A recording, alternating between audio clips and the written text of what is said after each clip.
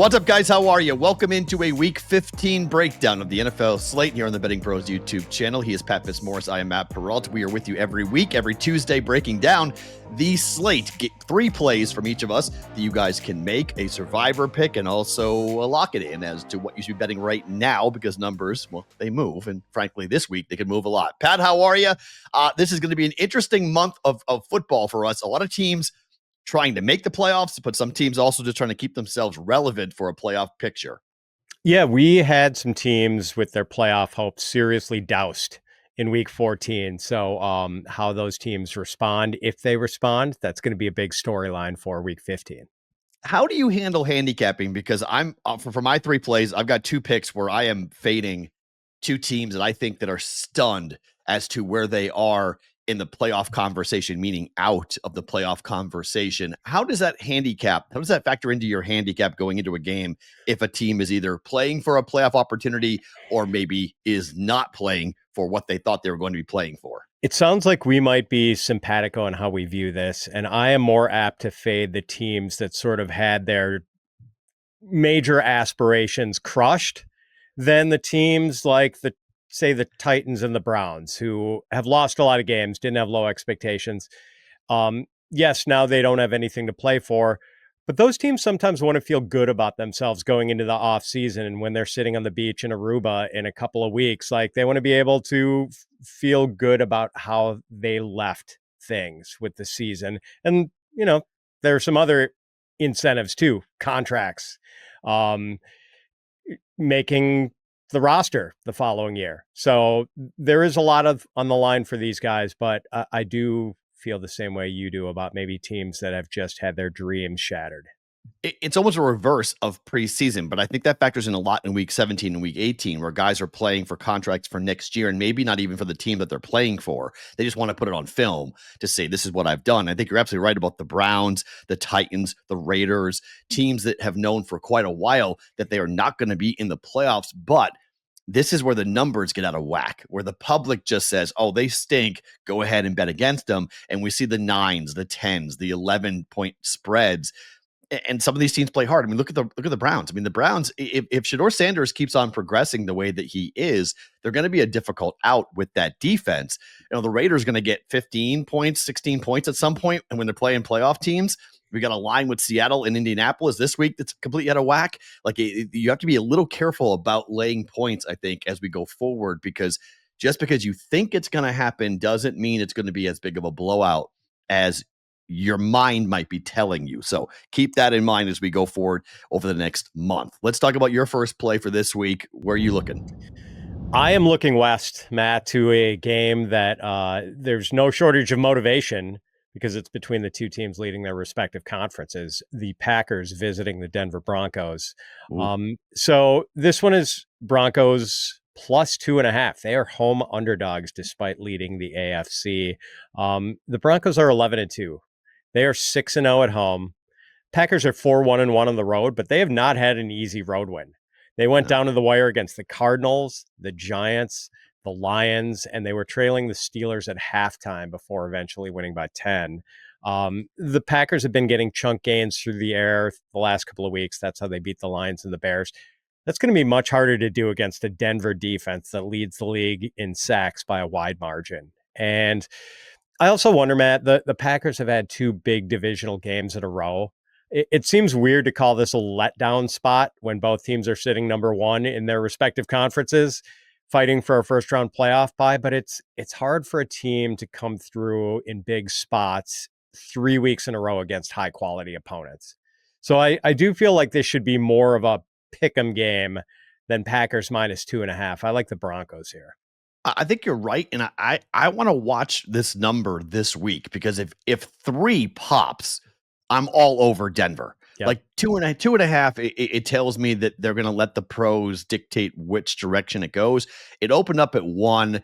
It was jumped to 2.5, but I mean, we haven't seen a ton of line movement so far here. I mean, if you just look at, a book, let's look at Hard Rock Bet. Hard Rock Bet from a number perspective, it was 2.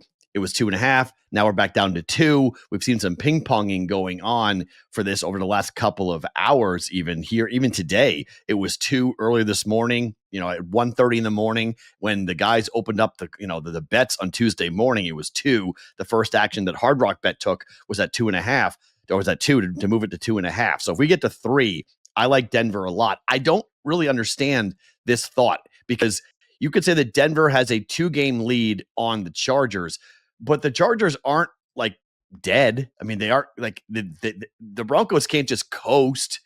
I know the Packers need the game more, but I'm surprised at this number given Bo Nix's numbers at home versus on the road. He is a totally different quarterback in Denver than he is outside. The defense plays totally differently in Denver than outside. I'm very surprised to see a home dog here. I like your play a lot. I think Denver wins the game outright. Yeah, I agree. And there might be value to just betting the money line on this one rather than, especially if it stays at 2.5 and does not get to that 3-point mark that you're hoping it will. Yeah, and I think once we wake up and realize they're like, oh wait, really? Denver's a home dog. I think the number might go away. So this could be a candidate for a lock it in number too. That you want if you want points with the Broncos to take it before the public wakes up and realizes, oh wait, the Broncos are home dogs. How's that possible? My first play is I'm going to look to the Jacksonville Jaguars here, and I think if you look at the big spreads that we have seen over the last couple of weeks. There's been monster numbers. There's been, this number opened at 4.5 way back when. Okay. It's been steamed all the way up to 11.5. I'm actually comfortable laying big numbers this week. And I'm normally not the person to come in and say lay big numbers, but I don't know what the Jets are doing at quarterback. And the Jets are going to have a difficult time scoring against a Jaguar defense that is going to be motivated. This is going to be, who knows what the weather will look like. If it's going to be like last week where it was raining on and off, is a difficult play. The Jaguars at 9-4, I'm buying in. I'm buying into the Jags. I'm buying into what they're doing. I think the Jets are done. I think the Jaguars running attack. I think Trevor Lawrence, ETN, and this defense. Again, this is going to be my refrain in another game as well that we'll talk about. I don't know how the Jets score. And if I don't know how they're going to score, there's not a point spread I'm probably going to not want to look at. I mean, 12, 13, 14, 15. I don't care really on this. It's a big number. And yes, the Jets defense is decent, but there's been so many injuries and they've traded away so many players that this is not the same Jet defense that we have seen. We just saw Miami go up and down the field on them like they weren't even there at home. I'll lay whatever points. It's 11.5 right now. I'll lay it with the Jags. Yeah, if this had been Tyrod Taylor at quarterback so and even if the number was down at like 10, I'd actually be interested in taking the points with the visiting team. Like I don't know, Matt, maybe I should start trusting the Jaguars. I'm not quite there yet. But to your point about the quarterback situation, if it's Justin Fields at quarterback for the Jets, this plays into the way the Jaguars play on defense. Like they are really tough against the run. And if you're going to beat him, it's going to be through the air. I don't know if Justin Fields can do that. He hasn't beaten anyone through the air all year, which is why Tyrod Taylor was playing quarterback. So, as of now, I'm probably going to lay off this game, but I kind of see it the way you see it here. It's just, do I feel comfortable enough laying double digits with the Jaguars? I'm not sure I do, but if I was going to play this, I think I'd play the Jaguars. The books are going to tempt the public to take dogs this week. This to me looks like a week in which the books are going to say, all right, fine. You want to lay a favorite? Here's a number. Let's make you uncomfortable. And, to steal a line from my former co-host, he's called an uncomfortable lay. And that's what this is. Okay. It's not fun to go ahead and lay 11.5, 12.5, 13 points. But it doesn't matter because the team that they're playing is completely done. And the Jaguars are very much alive for, the division, a wild card. Like this is an important game for the Jaguars, maybe one of the bigger games in recent memory. And if Liam Cohen falls on his face, if Trevor Lawrence gives up all this goodwill that they just got from the home win last week, that's a bad sign. I'm going to buy in. I like the first-year head coach. I like the moxie of these young coaches coming in and changing the culture. And even Trevor Lawrence is playing really well at the moment. He struggled in the beginning, but he has turned the corner. Bet number 2 for you for the week. Where we're going. Sticking with this Packers Broncos game, and I like under 43.5 points in Yeah. this one. We have two of the better defenses in the league squaring off. Broncos are first in the league in sacks, fifth in pressure rate. Packers are top 10 in pressure rate. We know Micah Parsons is going to make Bo Nix's afternoon difficult. And really, the Broncos offense is pretty average. Bo Nix hasn't been especially good, as you said, Matt. I mean, better at home than on the road, but he's averaging 6.3 yards per pass attempt. That's not a very inspiring number. And 4 of the Broncos' last 5 games have played to 41 or fewer points. Now, the Packers, on the other hand, they've scored 31 and 28 points in their last 2 games, both very high-profile games. The win over the Lions on Thanksgiving, the win over the Bears in a nationally televised game for the NFC North lead. I think that's why this total is what it is, because America has seen Jordan Love in the Green Bay passing game ball out the last couple of weeks. But the Packers were hitting on a lot of big plays in those games, big chunk gains through the air. The Lions have allowed the second most passing plays of 20 or more yards this season. The Bears, the third most. The Broncos, they've allowed the 5th fewest completions of 20 or more yards. And, oh, by the way, one of the teams that's allowed fewer big passing plays than the Broncos, the Packers. So you are not going to see a lot of big chunk plays through the air in this game. I don't think this Denver defense is going to let Jordan Love have his way. And I don't think the Denver offense is going to fly up and down the field against this Green Bay defense. So I'll be pretty surprised if this game goes over 43.5 points, and it really feels like more of a 17 to 14 game to me. I like that play better than your first play. I think the under's an automatic. I think it's been unders have been over the last 2 weeks have been very profitable. We've seen primetime unders go back to being how it used to be, where primetime unders were very profitable. The game on Monday night stayed under. It should have gone over, but it was an overtime. And then the pick at the end really iced the under. It was 41.5 at close. It landed in 41. So we've seen a lot of low scoring defensive battles here over the last couple of weeks. I think this is right in line with another game that's going to be in the teens for both teams, not a high scoring shootout in Denver. And frankly, we haven't seen a shootout in Denver in a while. Like we haven't seen games like that in Denver, just because how the Broncos defense plays and how their offense has been somewhat inept at really moving the football consistently and even running the ball consistently. So I like the under. Yeah, that Giants Broncos game was the last kind of crazy. But that was because of the fourth quarter collapse by the Giants. That was an under game all the way until the fourth quarter because the Broncos did nothing. And then the Giants became that team now that we all know the fourth quarter collapse is on for the New York Giants. So setting records for number of 10-point leads in the fourth quarter that they blew. So yeah, that was an under game until it turned into, well, not. For my second bet, and this goes again with kind of a theme here about teams that I thought that they thought they were going to be in it and they're not. I like the Chargers, who are coming off a short week, off of a emotional, unbelievable overtime victory over the Eagles, in which they were either going to tie that game or lose that game outright. Huge pick. That defense turned the ball over 5 times, 4 picks, a fumble recovery. I think that defense is playing extremely well, and I do not like the body language out of the KC Chiefs, who are now 6-7, and have to look at themselves in the mirror and say, what direction are we going to go? Because this offseason is going to be the most interesting offseason in Patrick Mahomes' career. He's 31 years old. They're going to miss the postseason. Travis Kelce, by all accounts, is going to get married in June and retire and be done. How much longer does Andy Reid want to coach? This team has got a lot of holes. This team has got a lot of questions. They've got a lot of big ticket items like Chris Jones and Patrick Mahomes. And when you pay your big players, you don't have the money to pay other players that need to be on the roster. I like the plus 4.5. Chiefs win, maybe, but if they do, it's by 3. I like the Chargers plus 4.5, and I could see them winning the game outright at Arrowhead coming up on Sunday. This was one of the picks that just missed the cut for me, Matt. Yeah, I feel the same way. And by all accounts, some of the reporting was that the Chiefs locker room had a funereal feel to it after that loss against the Texans on Sunday night. Like the Chiefs pretty much know it's over.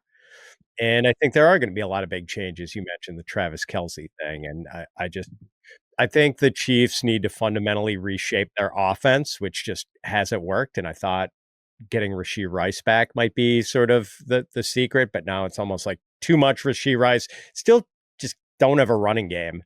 And that's a problem because I think that's where maybe the Chargers are most exploitable. They've been really tough against the pass this year. So I don't think Patrick Mahomes is going to have a big day in the air against the Chargers. And we kind of saw that with the Chargers against Philly. Like they gave up a few plays to the Eagles in the passing game.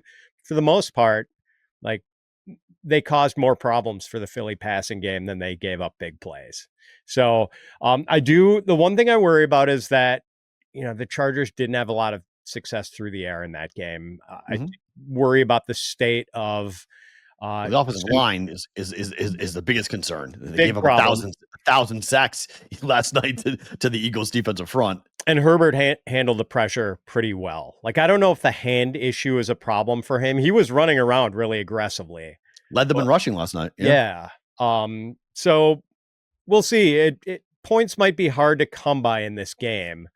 Fair. But I do think the Chargers are a good play here. Like, getting this many points, why? Against a just morally decimated team like the Chiefs. And by the way, Matt, the Miami Dolphins have the same record as the Kansas City Chiefs. 6-7. And one team is jumping up and down about being 6-7, and the other team is very depressed about being 6-7. There are very different perspectives of glass half full versus glass half empty when it comes to Miami versus Kansas City. One team is like, all right, we got a shot. Another team is like, oh my God, what happened to us? We've fallen apart. So it is all about perspective when it comes to the Chiefs and that record of 6-7 for them and pretty much out of the playoff picture. Where is your third bet for this week, Pat? It's going to be with the Colts Seahawks under 42.5 points. And I had a hard time deciding whether I like the line more or the total more in this game. Chose the total. Like, what are the Colts going to do at quarterback? Daniel Jones tore his Achilles on Sunday. Riley Leonard, who came in place of Jones, has some sort of knee issue that is putting his status in doubt. Yeah. I would say he's not playing. I would say Riley Leonard's not going to play in this game because he's a young quarterback and why risk it? And by all accounts, that knee injury is a bit more significant because why are they calling Phillip Rivers if they have any shot?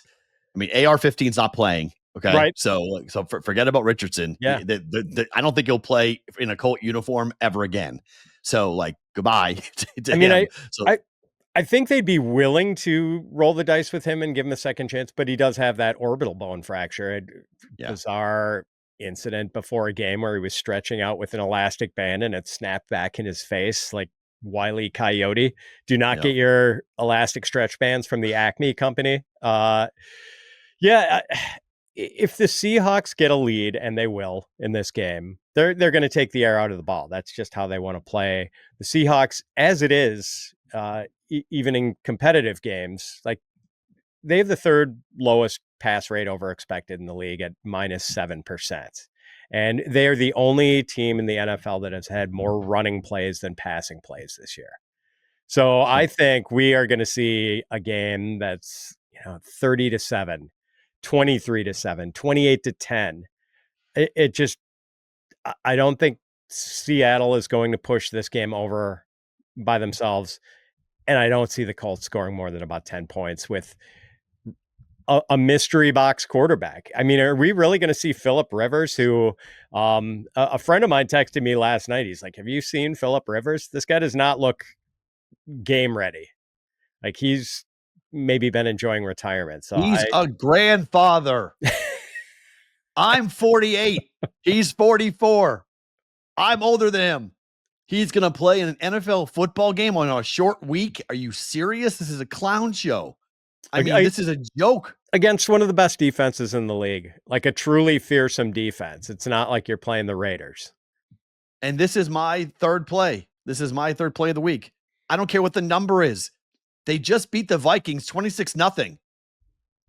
Name the score. I mean, the Colts aren't scoring. I mean, they're just not again.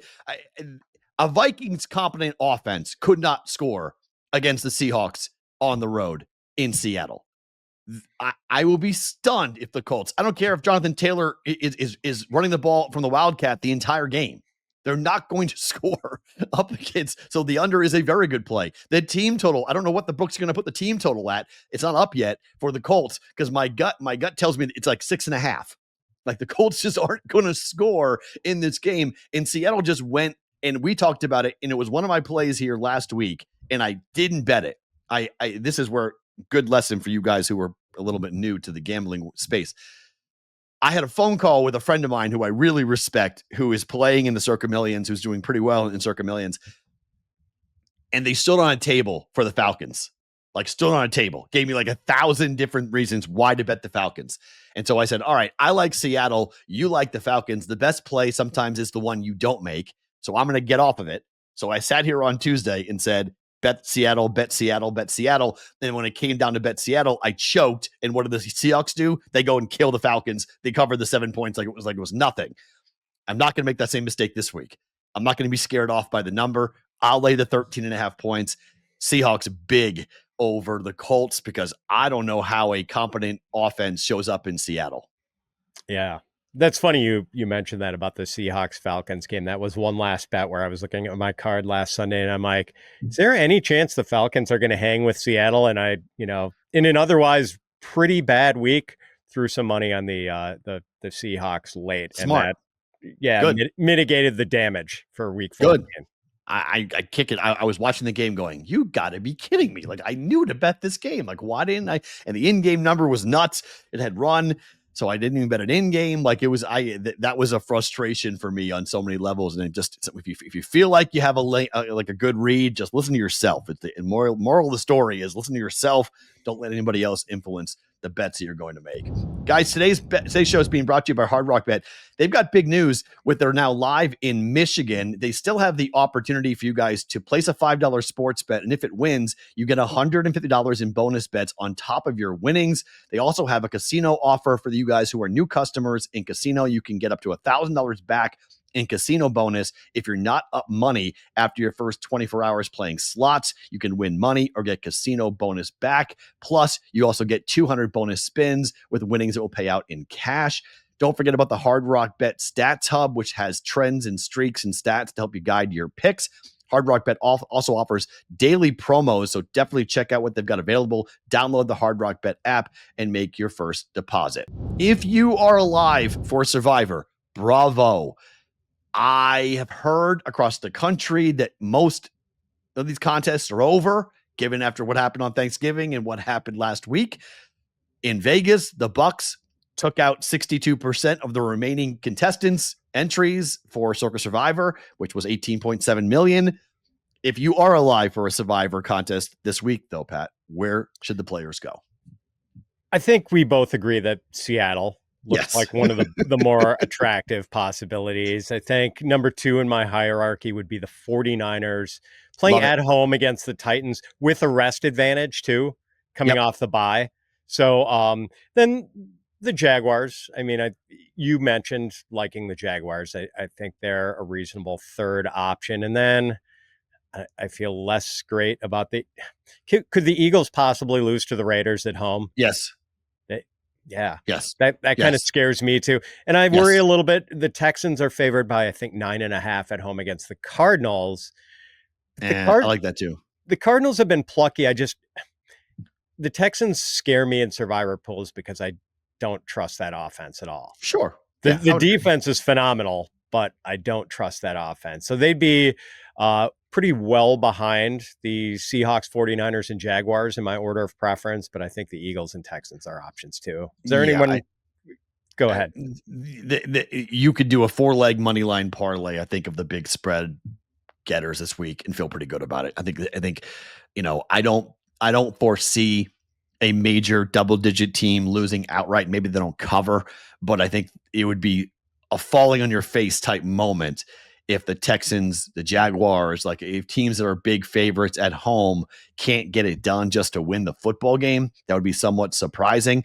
I think you're right to avoid questionable teams like, the Eagles are going to pull out of it, right? I don't know. The Raiders are the worst team in football, so I wouldn't necessarily take the points, but I wouldn't lay the points with the Eagles, and I wouldn't take the Eagles' money line either, just because of how poorly that offense is performing. And the Raiders are a dumpster fire, but still, I can tell you on the ground here in Vegas, the fallout from that field goal that was kicked.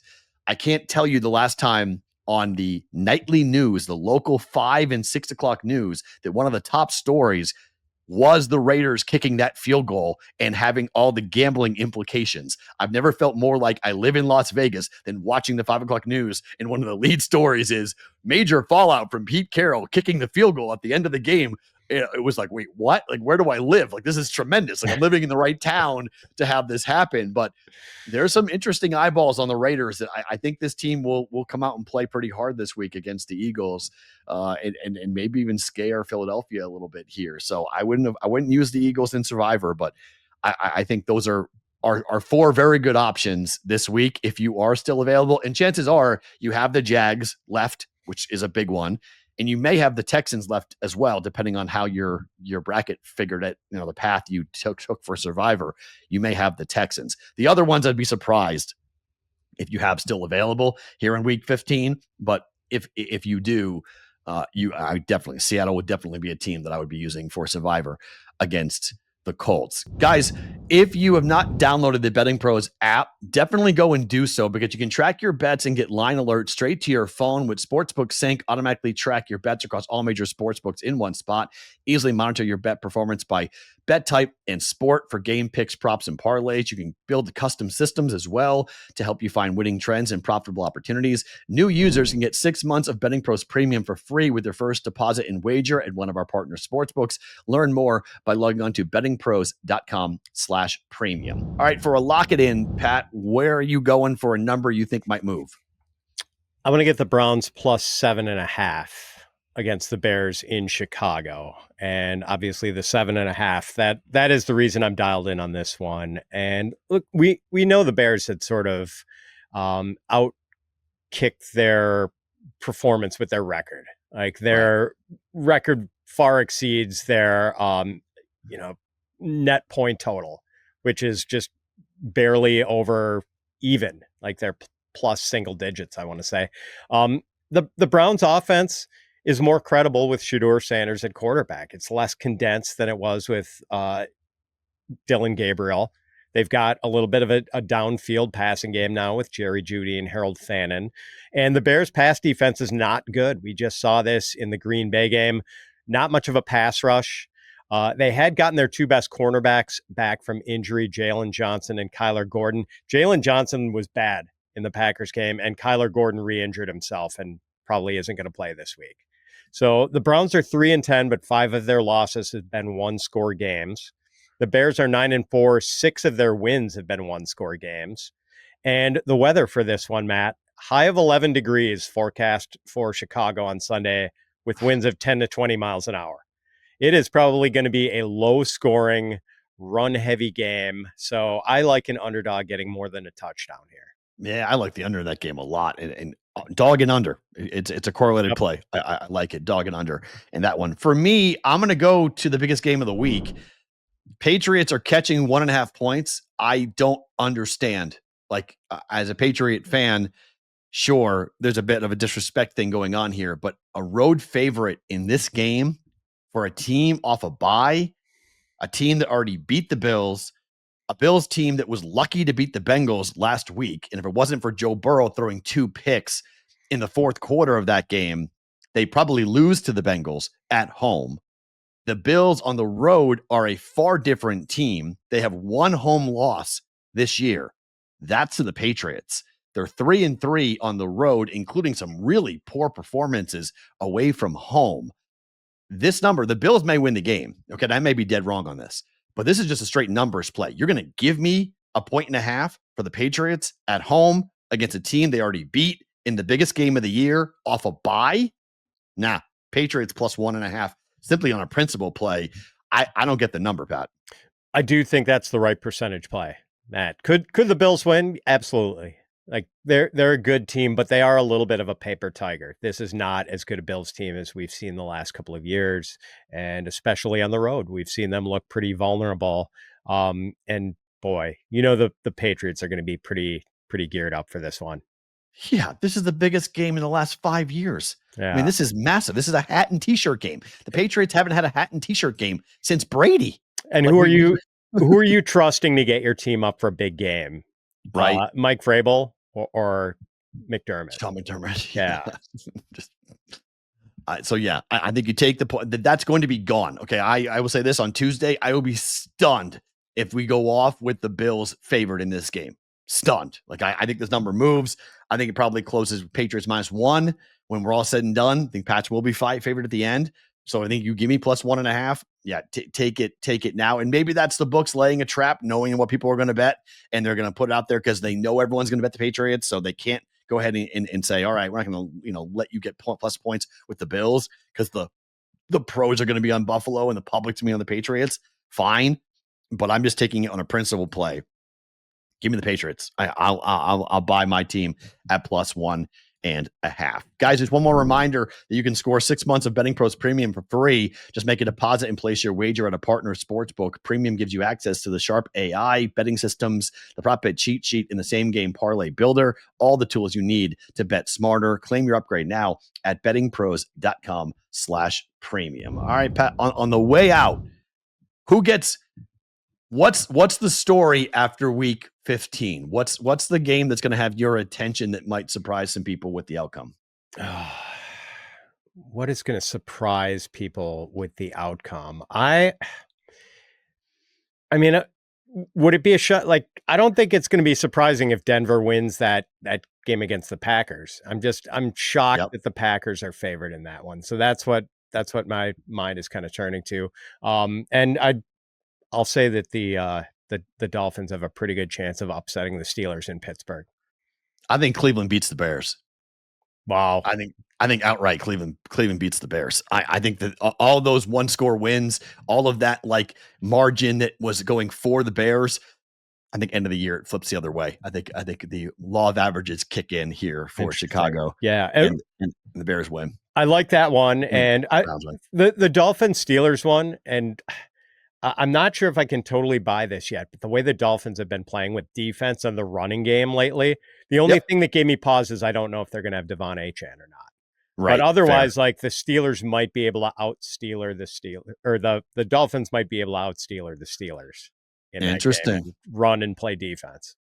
Steelers are going to need it. If they don't win that game, they're going to have a difficult time. Ravens should wind up winning this week, and then the Ravens have a chance to get going. They beat Cincinnati, beat the Bengals in Cincinnati. Baltimore is a 2.5-point favorite there. If they win that game and the Steelers lose to Miami, we're back to being tied at the top of the division. And then the Bengals really kicked themselves for losing to the Bills because they had a shot to win the division. Like if that were to play out, the Bengals would be right there. This game would be huge for them. But because of that loss last week, that was really costly for them. He is Pat Fitzmaurice. I am Matt Perrault. We'll talk to you guys coming up next week. If you haven't subscribed to the Betting Pros YouTube channel, please do so. Hit subscribe. Leave some comments on what game you think is going to be shocking for week 15. And then Pat and I will be back coming up next week to recap it all here on the Betting Pros YouTube channel.